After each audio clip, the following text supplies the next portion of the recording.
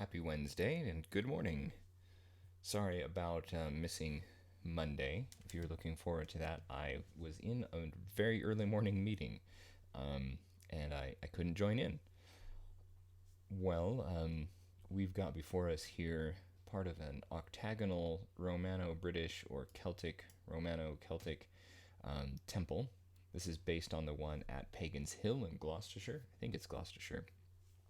And I've been kind of going back and forth about whether to include this or not. It's kind of an octagonal temple. It's a little bit unusual in form, but it's one that there's a lot of evidence for, and it's associated with a sacred well, which is important for this game. So I have kind of debated whether or not to even include this. One is that I'm embarrassed that my Roman archaeology is so bad, and that I was putting this temple in the middle of a cemetery in some sort of like way of projecting medieval church and medieval burial practice customs back to a Roman period in which you wouldn't mix those things. So I was embarrassed about that, and I thought, well, I'll just get rid of the temple because I've never quite liked the way it looks in context.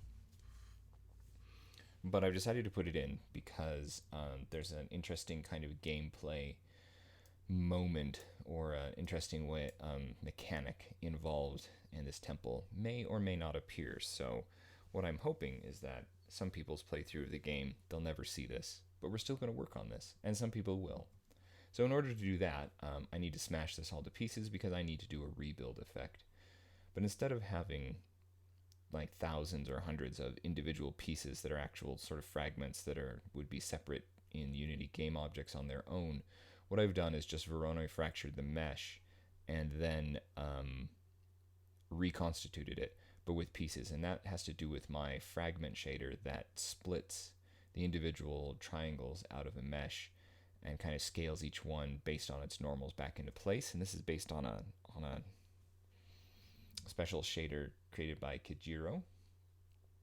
So anyway, instead of having hundreds of extra pieces, it's still just a handful of pieces, but they've all been mashed up. So let me show you here.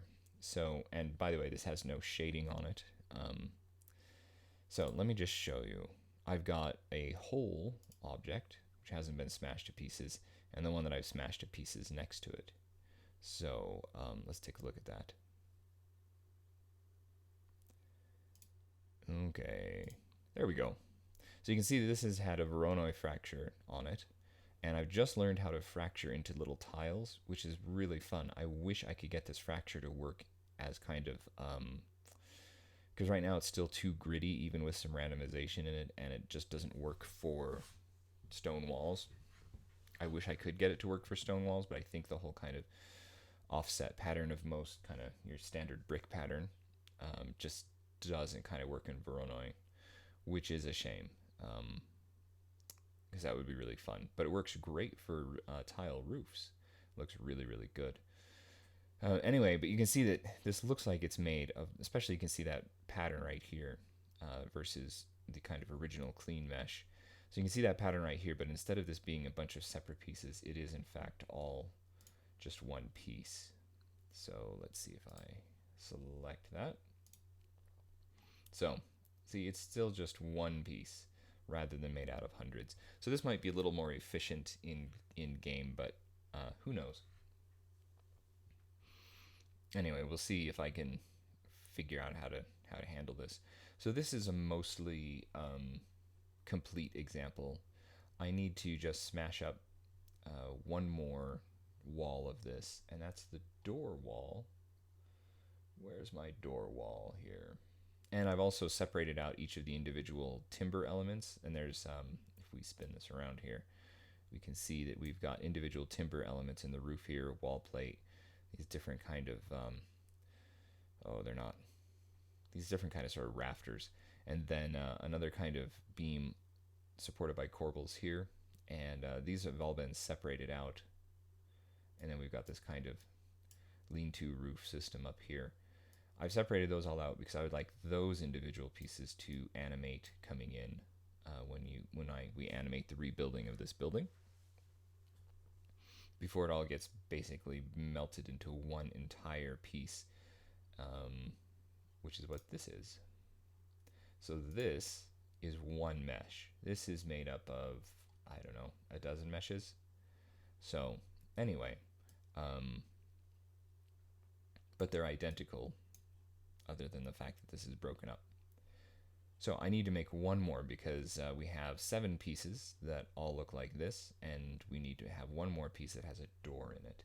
And I've got that door built. I just need to fracture it now. So window wall. So let me just let me find that. Where's my door wall?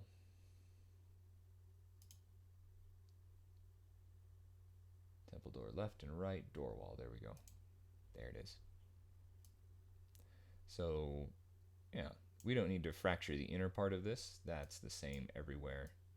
But we do need to fracture the wall itself with the door in it. In fact, I'm not quite sure. What else do I need to fracture here? I mean, I really just need to fracture the doorway. And I'm not, well, I'll just fracture this one wall and we'll do the whole thing together. This will be a little bit tedious because unfortunately one thing Voronoi Fracture does is that it erases my vertex colors, which is a shame, but that's just the way it works. So I'm going to break this one up and we'll get to see the process of that, and then I'll go through and put the colors back in. And while we do that, we can talk about interesting things we've seen or done in the past week, because it's been nearly a week since I last streamed. So let's copy this door wall out. I can get rid of everything I don't want, which is nice. So you're not going to see how I do the roof into little tiles, which I guess is probably a shame, but oh well. Okay, door wall. So let's solo that out. And let's start to extract the bits of mesh that we want, which is going to be just this section down here. So, yes, this morning I got to see the total solar eclipse, or lunar eclipse, lunar eclipse, which is pretty exciting to see. I always like eclipses. This one came in fairly early this morning, but I was up anyway. And my wife and daughter also got up, which is nice. They usually don't, but they joined in with this one, which was pretty cool. And there we go. There, we've extracted that. So yes, we got to see this total lunar eclipse, and it was the total lunar eclipse of the superflower blood moon, which very much, if you want a video game mechanic, the video game mechanic with spells and things, then the naming of moons has got to be like some sort of spell thing. I mean, it's just ripe for that. Supermoon, because it's very, very close to the Earth. In its elliptical orbit around the Earth, it's very close, so that's neat. And then flower, because I guess that's just the name for a full moon in the month of May, in America at least, according to the Farmer's Almanac. Blood moon, because I don't know, because it's when it's seen close to the horizon through more of the Earth's atmosphere, you can see, I thought that normal would be reversed there. See, we're gonna catch this one. It looks red. The moon looks red, which is pretty cool. Not blood moon, because like all the monsters are gonna come back and we live in Hyrule. So yeah, and then a total eclipse, which is pretty cool. There we go. There we go. We're all lined up now. So that was really fun to see this morning, and I'm glad we woke up to see it. I was up that early anyway. I always am. It was really fun to see. We happen to live in an area of the world that has spectacular skies, combination of a very dry climate with virtually no moisture in the air, and being way out in the middle of nowhere, so we don't have much light pollution at all. In fact, we're part of an international dark skies officially recognized observation area. I don't know. Pretty cool. So we're always able to see some just really spectacular astronomical phenomena. Good thing. Good thing. All right, let's not rename this mesh. We'll rename it in a minute. Okay. Let's get our Voronoi Fracture in. We're just going to do a simple Voronoi Fracture. We're not going to try to make it too fancy because we don't have time, and it ends up not mattering because you're not really going to notice that this has been particularly fractured. So, because it's going to rebuild so fast, and the polygons that are part of this are just going to spin in so fast, all you'll notice is that it was a broken thing, and now it's kind of materialized out of nowhere, and isn't that cool? That's the idea, at least. Okay, so let's see. Optimize and close holes is going to be on, but it's going to be hull only. Yep. And its source is just going to be a regular old point generator. Let's give it a 50 point. Break it up a little bit more, but not too much.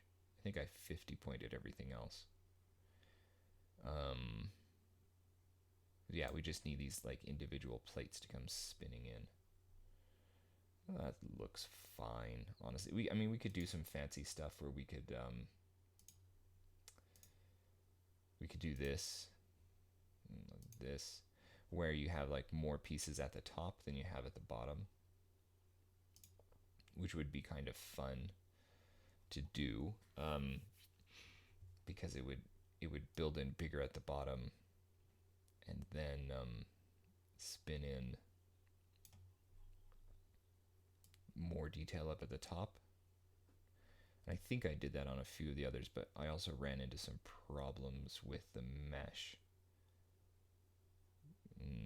See, with this we get these like localized fractures here where like one space has a lot of your polygons and then other big spaces don't. But I don't know, maybe we'll do it like this. That doesn't look too bad. If we change the seed on this, we might get some better distributions. Like that's a pretty nice one.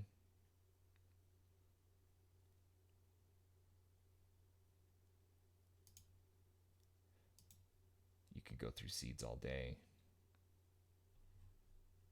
That seed's not too bad, except we have one really big piece over here. That's kind of awkward. The other thing is it tends to arrange these in an awkward way. I mean, we could increase the deviation here a little bit more. And let's keep going through some seeds, finding one where there aren't quite so many just huge pieces. That one's fairly satisfying.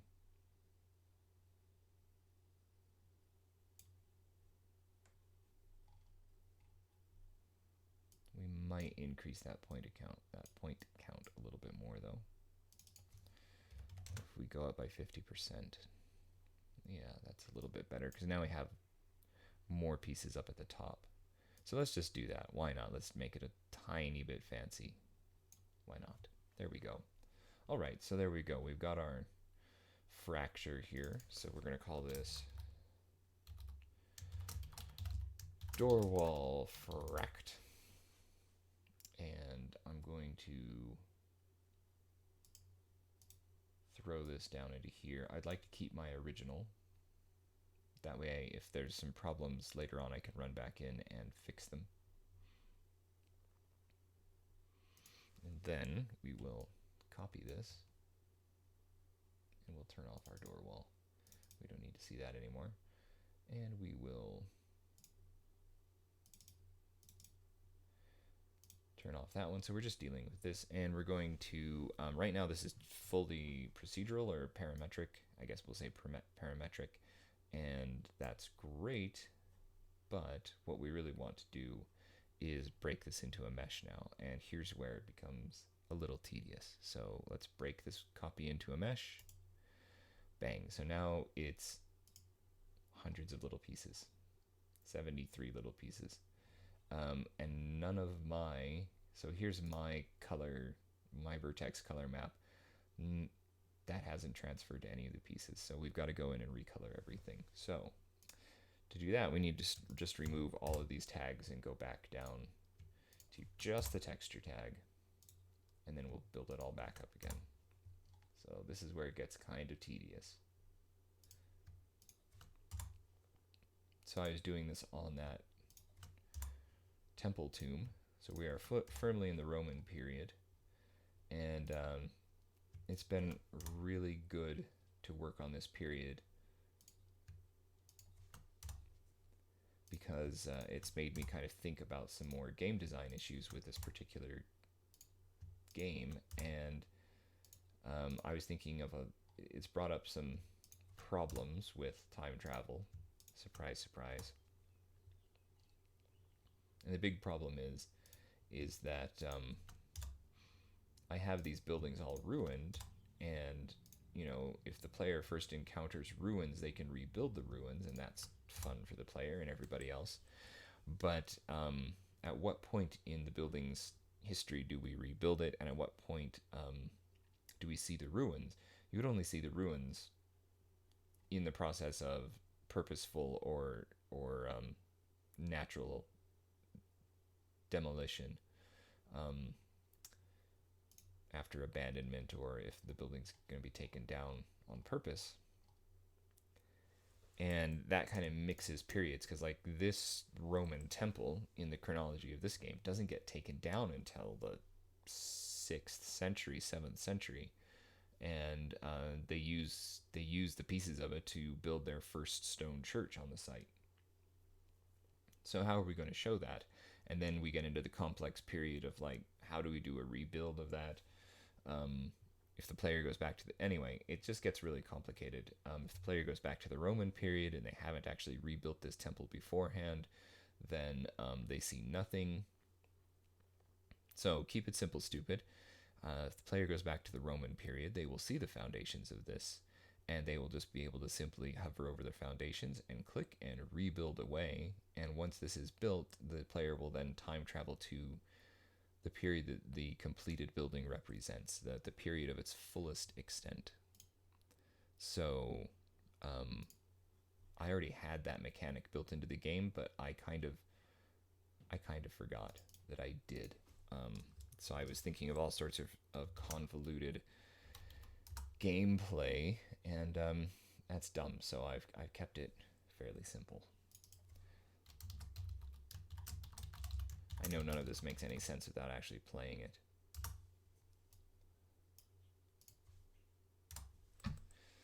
Okay. All sorts of other problems happen here, like, yeah, our original mesh, our mesh center now ends up someplace wrong. There's all sorts of problems here, but we'll fix all of this. One thing I wanted to kind of see, though, are we still soloing things?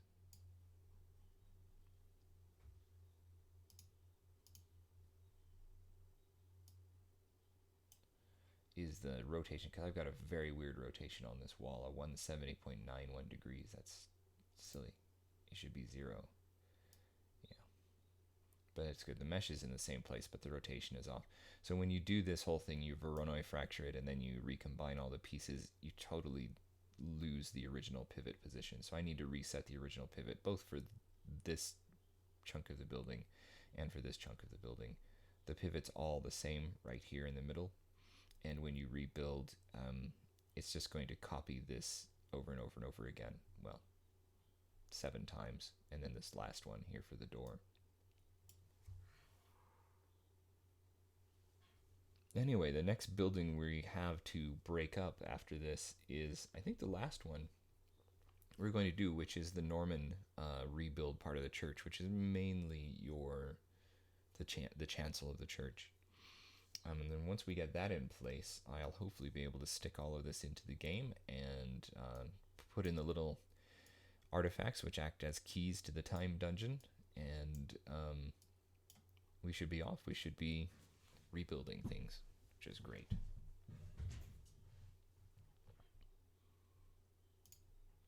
Okay, so why we're here at this terrible moment in time is that we need to put our vertex colors back in place, and I will show you. So what's happened. So if we go back to just constant shading, it's a mess. And we'll turn this guy off. It's a mess. It's a mess. It's a mesh too. It's a mess because it's just white. So we need to recolor it. We have this lovely kind of terracotta color down below. And so yeah, we just need to rebuild this. And I'm kind of worried about what that is down there. Kind of worried that there's a few little triangles I've missed, because we need to like manually select all of these. It's going to be fun. So let's go in and start doing it. And I probably won't be able to grab whole things together. Let's find out. Whole things together, that's not very descriptive.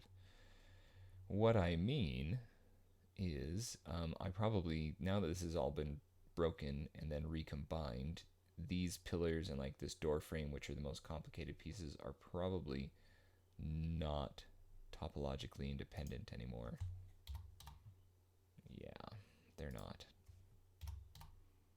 And that doesn't help.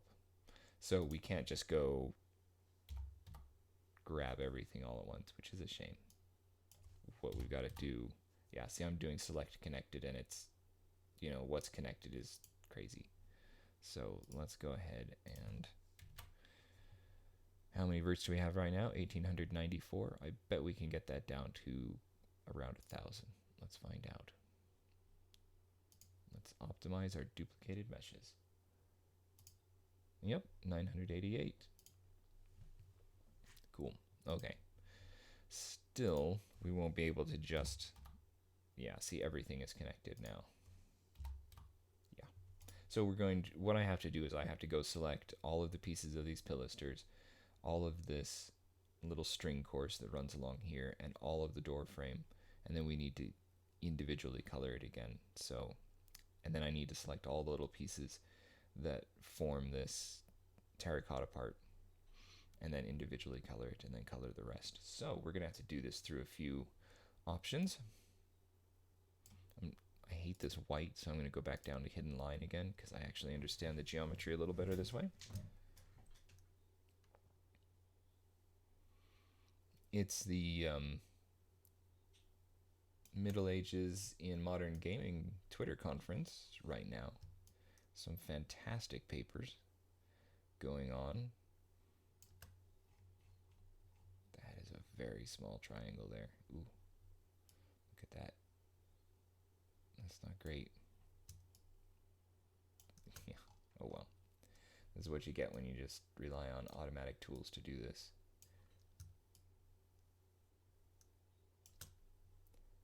Anyway, there are some really, really good papers going on in the Middle Ages and Modern Gaming Twitter conference, so look out for the hashtag MAMG21 hashtag and pay attention to it. Give it a little follow. Really interesting stuff happening. And if I didn't have like a proper day job, I'd be a part of that conference. I'll be a part of a couple of smaller kind of conferences. One about this particular game in early August, and one in late July about just kind of reconstruction techniques in the past. So, of the past, I mean, in the past too. I'll be talking about a different project, the old St. Stephen's Chapel project, which, while an old project, is still a really fascinating one. So, I'll let you know when those are on.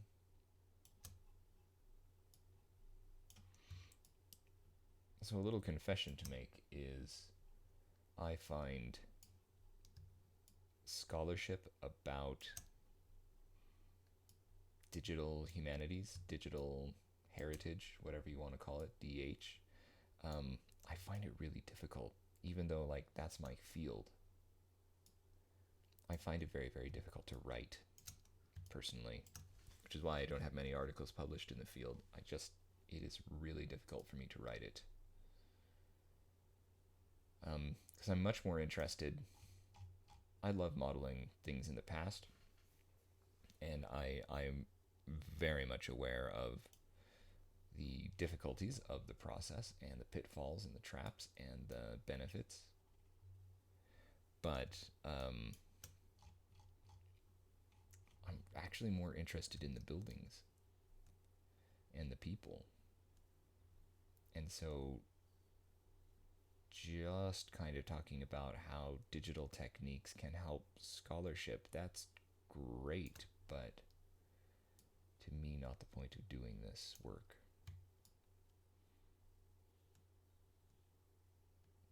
I've got to have kind of a bigger research point, so I'm very happy to talk about the impact of digital techniques in heritage. Very happy to talk about it, write about it, but that can't be like the main purpose of whatever project it is the digital resources have been created for.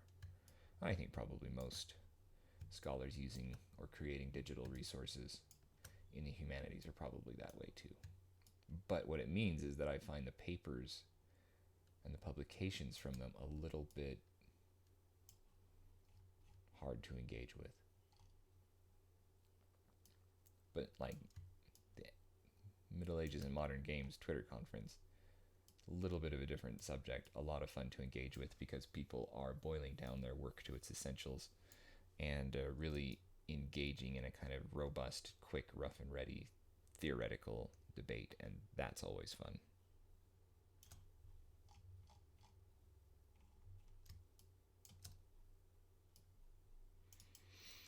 Also, this time of year is the Igf Awards time of year, the kind of Oscars for indie games. And I hadn't actually played much that came up for awards this year, although I am proud to say that I helped a teeny tiny bit during the development process of one of the games which has been nominated for a Nuovo award, which is super cool. The game is Crystalline. I don't know if I've said that correctly, but it's a really interesting experience, the Crystalline experience, and I kind of tested it a bit on a Mac and provided a little bit of feedback, which I hope was helpful. So I was involved just a teeny tiny bit in some of the testing of that, and it's cool to see that one up for an award. That's really nice. But anyway, so I decided I'd play the game that's like up for 6 awards in the IGFs. So it's the darling of this year, and that's Genesis Noir. Of course, I try to play on the Mac version, and I have also tried to play on my 3-year-old MacBook Pro that doesn't even have a dedicated graphics card. And that game is stunningly gorgeous. Its animation, its blend of 2D and 3D elements is just shockingly good. Also, it's a shockingly large file size game. It's a 4-hour game, and it burns content at the rate of 6 gigabytes an hour. The game's almost 24 gigabytes in size, which is crazy, but it's all those high-res assets to make the game so beautiful. But it also means that the game crashes about once every 20 minutes on my little Mac, which is probably not even close to the platform that the developers were going for. So, you know, the fact that it's even playable for 30 minutes on my Mac is something of a miracle.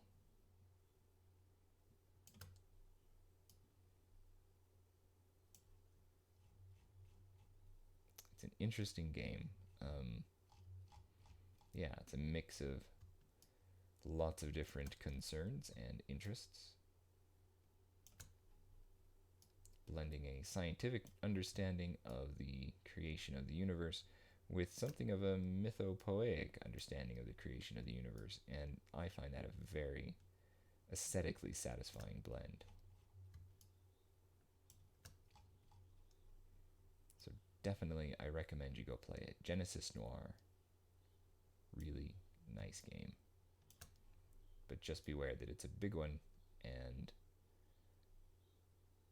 on my computer it was a little unstable. Also, it was mainly made by like 2 people over 6 years, so instability issues and slightly sometimes clunky interface issues certainly can be overlooked. Just seeing if I've caught this little lip of polygons.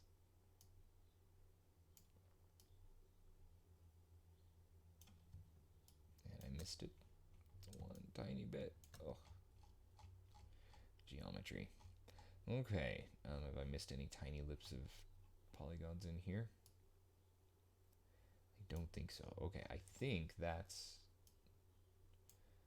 my darker gray stone material in the door frame and string course and pilasters. Okay, I'm going to leave these as a selection, so set my selection.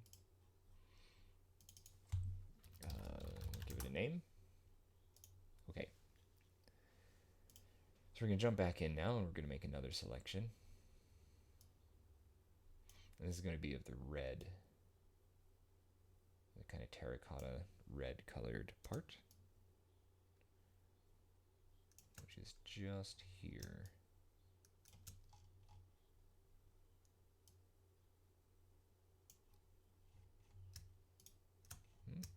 Get this little triangle there. Yes, I think that's everything that I need on that side of the door and on this side of the door. The doors made this easier than the window walls because the door takes out a big chunk of this wall. Oh yeah, I gotta go all the way over to the door frame. Great.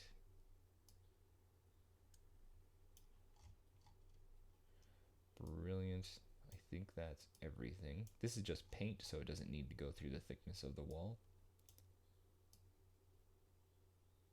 I think I've got that. Good, and I'm going to set this as another selection.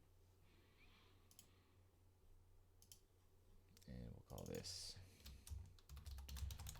Red Wall, not the one from the Brian Jakes novel. Okay, now we're going to jump back into our constant shading. And we're going to turn off the soloing. And let's add our vertex color tag to this. Make it polygon points. Stick it out here just for kicks. Okay, now let's see. I got all of that selected. And so we'll just go eyedropper off the color there and say apply it to selected. And those polygons now have the correct color. And let's say restore selection on this, and we're going to go through and do the same thing. Eyedropper that color, apply selected, marvelous. Now for my next trick, I will select both the red and the dark gray, and then I will invert my selection. Ta-da! And then we'll go grab the lighter color and apply it to the selected. And we're back into our starting point with our polygon colors.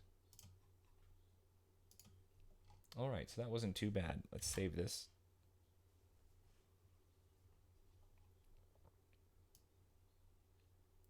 Okay, there we go. So I can get rid of these 2 selections now. I'm not interested in them anymore.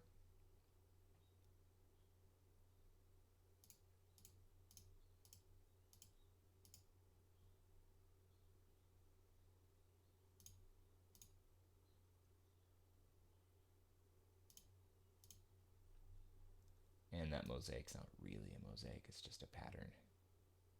And we can see we've got some Z fighting going on in here. Why do I have that Z fighting going on in there? I don't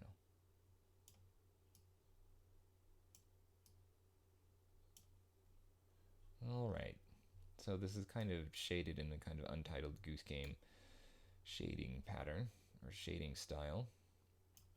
So let's stop that and get back to something a little bit better. Anyway, that's most of this model. Obviously, I'm missing some pieces. They're there. I just need to dig them out and turn them back on again.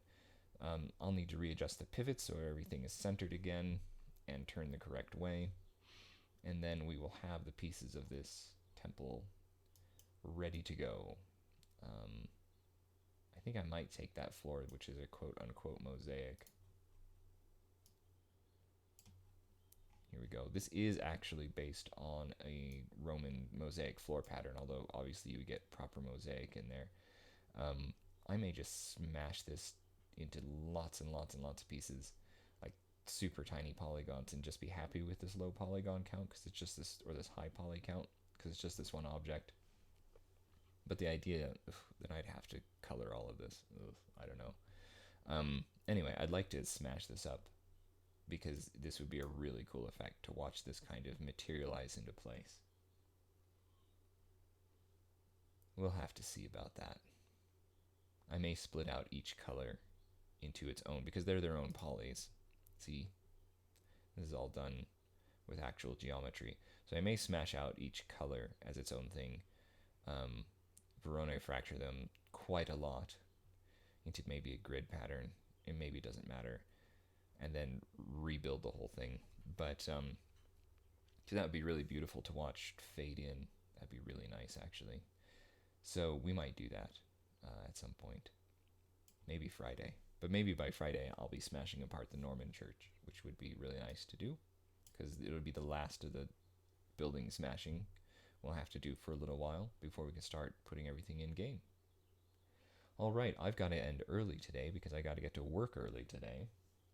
So I will see you all on Friday. Enjoy your couple of days. I don't know where I am. And I'll see you back then on Friday. Okay.